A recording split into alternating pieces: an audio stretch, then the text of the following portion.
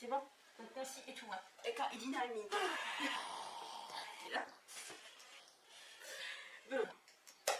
Attends, ah oui, c'est moi qui va parler, oui. J'aime. On se concentre.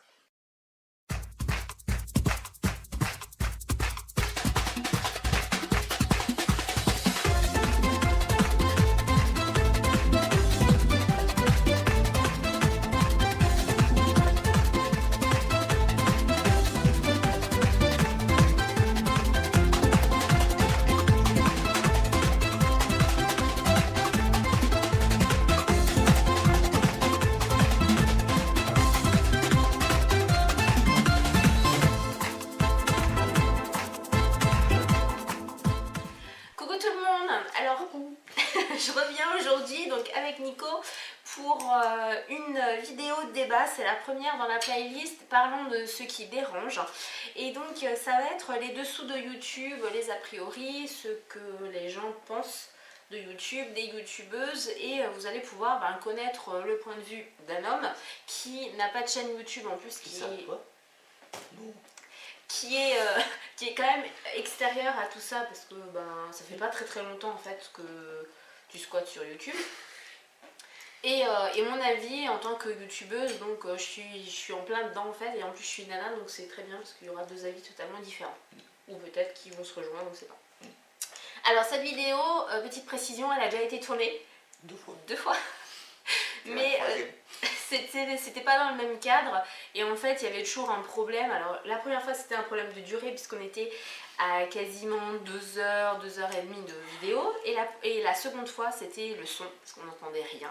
On a blablaté pendant plus d'1 heure et on n'entendait rien, donc là on va essayer de faire quelque chose de bien, de précis, de dynamique, donc forcément de pas trop long. Donc déjà on va falloir couper tout le début là parce que ça va être déjà trop long. Mais... Et un décor où on sait de toute façon que le son ça va aller parce qu'on a déjà fait notre portrait chinois ici, donc on sait que ça va et que vous entendez ce qu'on blablate. Donc le premier, il y a... Vous entendez les conneries aussi, mais bon, tant pis. Il y a 10 points, enfin 10, n'importe quoi, 11 points sur lesquels on va discuter le... Donc qu'est-ce que tu en penses, que les youtubeuses sont riches et qu'elles gagnent bien leur vie certaines peut-être, mais pas la majorité. Enfin, je pense pas, sinon ça se saurait. Oui, non, c'est essentiellement des étudiantes, elles font avec les moyens qu'elles ont. Et...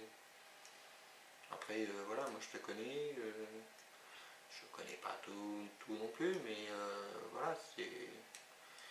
D'après ce qu'on en avait déjà discuté, voilà, ça rapporte pas des milliers et des cents. C'est vrai. Donc, ouais, non, c'est des fausses idées, c'est comme beaucoup de choses, quoi. Donc t'es pas d'accord du tout? Pas du tout. Bah moi non plus. Du tout. Moi non plus, je suis pas d'accord parce qu'effectivement, comme tu l'as dit, il y en a certaines qui gagnent leur vie maintenant, qui ne font que ça.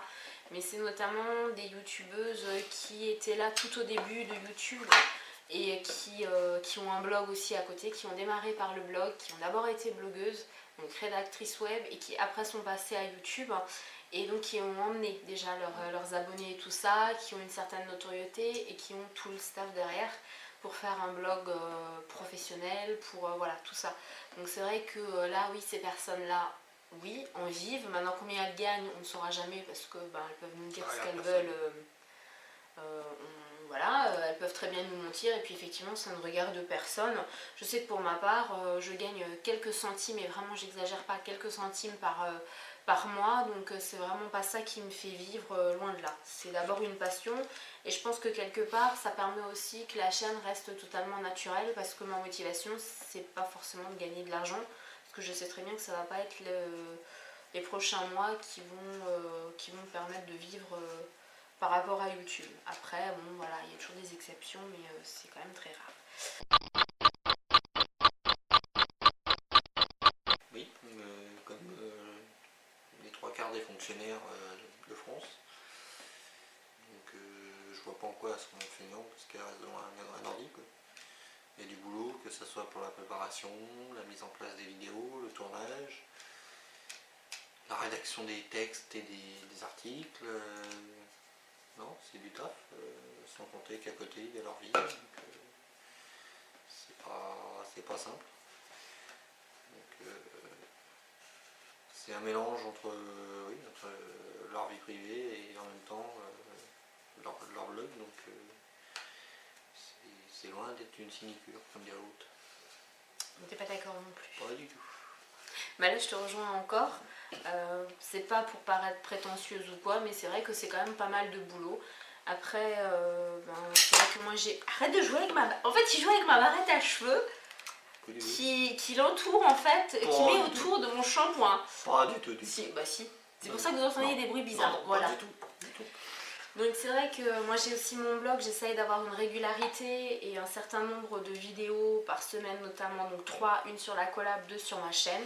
Il y a des fois où c'est pas le cas, bah voilà, il y a des impératifs, il y a des choses qui se calent entre et voilà, il y a des soucis techniques. Voilà, donc on n'y peut rien, mais c'est vrai que ça demande beaucoup de boulot. Je sais que les vidéos comme là, celle-là, je vais essayer de pas trop couper si on n'est pas trop long, mais je peux des fois avoir 2-3 heures de montage sur une vidéo et à la préparation avant aussi, donc préparer les produits, savoir ce qu'on va dire, si c'est sur certains produits, les acheter, les tester, noter ce qu'on en pense, etc. Donc non, je pense pas qu'on soit fainéante.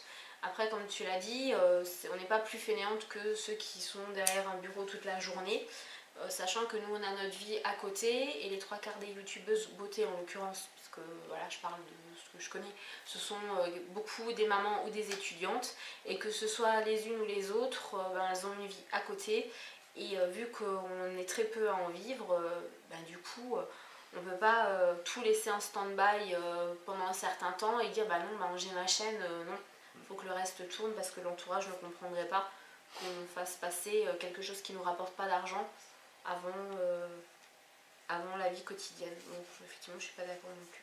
Petit exemple, hein, le lookbook c'est 2 jours de c'est 2 jours de tournage complet,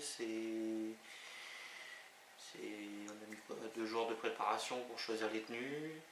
Ouais, sachant que moi j'avais déjà commencé à faire un travail en amont plus d'1 mois avant déjà. Donc voilà, il y a 2 jours de finalisation pour les tenues avec tous les deux, et pour savoir les lieux de tournage, plus les 2 jours de tournage complet, sachant qu'on va commencer de bonne heure le matin, qu'on a fini assez tard le soir. Bon, c'était le premier aussi, hein, donc on n'était peut-être pas très organisé, le prochain aussi. il sera mieux. Et puis après, il y a quand même pas loin de 2 jours de montage, quoi. Oh, j'ai eu plus de 2 jours quand même de montage. Avec la vidéo et avec la musique et tout, non, j'ai eu quand même 3-4 jours avant que ce soit vraiment bien finalisé. Après, je suis pas une pro non plus de l'informatique, donc peut-être pour ça. Comme dans tous les métiers, dans tous ces domaines-là, il y en a toujours qui sont fiers d'elles, qui sont imbus de leur personne. Maintenant, toutes les youtubeuses sont pas comme ça, quoi. Les 3/4 c'est des étudiantes ou des mamans, et elles ont les pieds sur terre, et voilà, il n'y a pas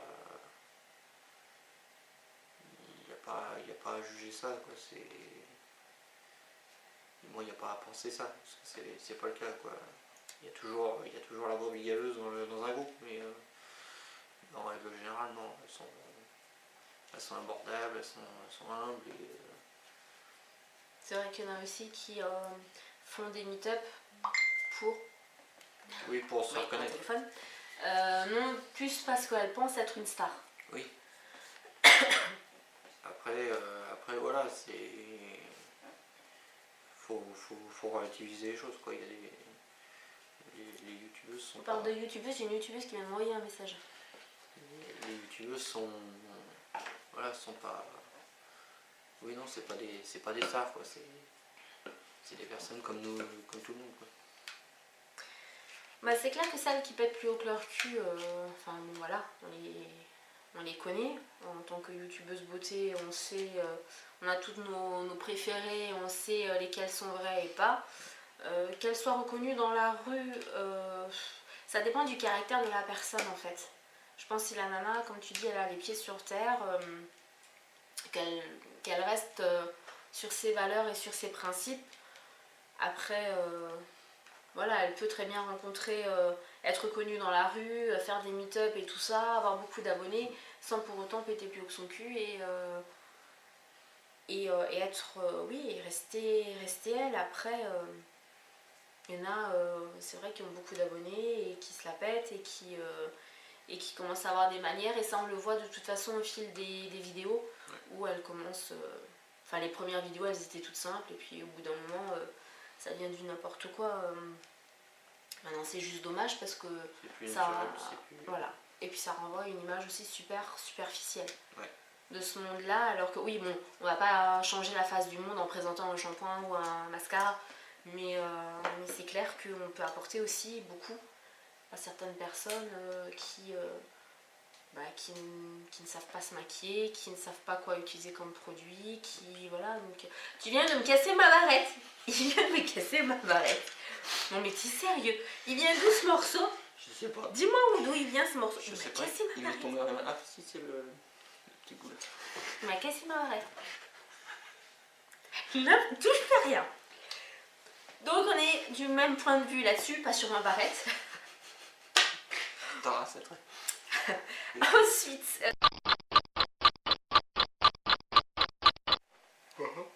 Oui, bah mais... Ça me... Courage, tu vas y arriver. Non, je sais pas, c'est... Je trouve ça ridicule. Totalement ridicule. Côté exhibe, je vois pas. Il n'y a pas... Entre guillemets, il n'y a pas de sextape, il n'y a pas de choses privées, il n'y a pas... Elle présente juste, oui, elle présente des fringues, des produits qu'elles achètent, elles ont essayé. C'est pas plus exhibe que certaines pubs qu'on voit pour les shampoings où la nana elle est à poil du début jusqu'à la fin de la pub. Tu sors quand même bien du champ. Hein. Donc, voilà. Donc je vois pas en quoi c'est de l'exhibe. Après, elles montrent que ce qu'elles ont envie de partager avec les autres.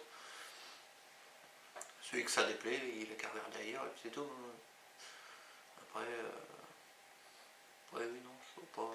Le fait qu'elles fassent pas la part des choses entre la vie réelle et la vie sur internet, et de ce fait elles sont pathétiques. Non, parce que comme on disait tout à l'heure, les filles ont quand même les pieds sur terre et ça va rester humble pour la majorité, donc je vois pas en quoi. Ben, je te rejoins quand même assez bien. Bon, c'est pas étonnant parce que de toute façon, si on est amis, c'est qu'on pense un peu la même chose. Mais oui, le côté exhibe, c'est souvent par rapport à celles qui parlent de leur chirurgie esthétique, que ce soit esthétique ou réparatrice, mais elles ne montrent pas non plus, par exemple, leur sein, ou voilà. Et c'est c'est par rapport à celles qui montrent leurs sous-vêtements. Maintenant, quand on fait un haul et qu'on a eu des sous-vêtements dedans, je vois pas l'intérêt de ne pas les montrer parce que ce sont des sous-vêtements, ce sont pas des sextoys, c'est pas... voilà. Puis les sextoys, je veux dire, c'est... Après, tu peux brider la vidéo, tu peux l'autoriser seulement aux personnes qui ont plus de 18 ans, si vraiment. Oui. Mais après... Non, mais après, je vois même les sextoys, je veux dire, maintenant, c'est entré dans le commun des mortels. Oui. Même les grands-mères de 70 ans en ont, donc il n'y a pas...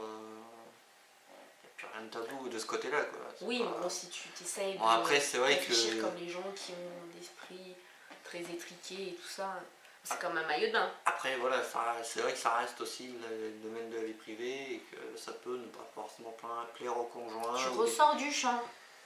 Ça peut aussi ne pas plaire au conjoint et tout ça, donc forcément, ça peut ne pas le faire, quoi. Mais bon, en règle générale, voilà, elle est présente vite fait, elle le porte pas, sur la caméra, quoi. Mais c'est vrai que en général, celles qui présentent les tenues, quand c'est de la lingerie ou même maillot de bain, elles ne les portent pas, elles les montrent juste. Ah. Donc voilà, ça pose pas de souci.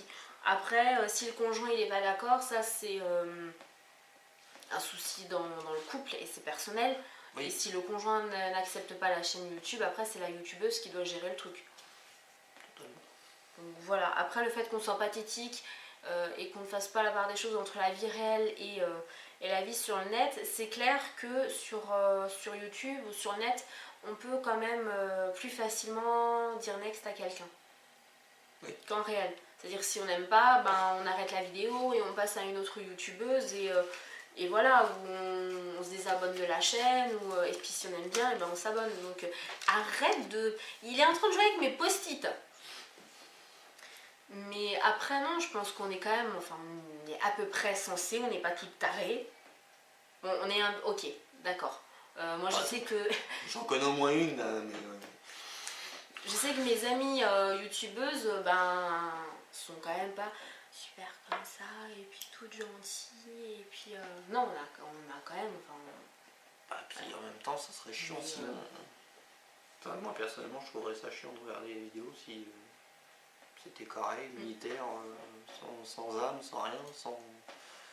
Puis après, est-ce qu'on est pathétique? Ben non, on n'est pas pathétique, quoi. Je pense ce qui est pathétique, c'est justement de penser qu'on est exhibe parce qu'on montre certaines choses de notre vie privée. Mais comme tu l'as dit, on montre seulement ce qu'on veut montrer. Et même quand on fait les home tours ou ces choses-là, on va pas vous montrer ce qu'on ne veut pas vous montrer. Donc après, c'est clair que c'est la youtubeuse qui doit avoir conscience de ce qu'elle montre et de pas revenir en arrière où voilà, elle sait que ce qu'elle va montrer, ben, tout le monde peut le voir. l'intérêt tu du vois. montage. C'est de pas faire juste une Oui. vidéo et de l'envoyer telle quelle Oui, sur ça internet. aussi. Ça aussi, c'est vrai.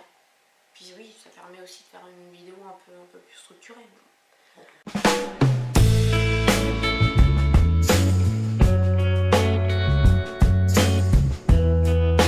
Qui va donner votre point de vue, votre point de vue, oui ça va être compliqué. Son point de vue extérieur à tout ça, et toi aussi tu vas à l'extérieur du champ là. Moi, je bouge pas. Mais si tu te décales, regarde comme t'es. Non, j'ai je pas prends bougé. toute la place et J'ai puis pas bougé, c'est toi qui arrête pas de gesticuler depuis tout à l'heure. T'as fini, oui.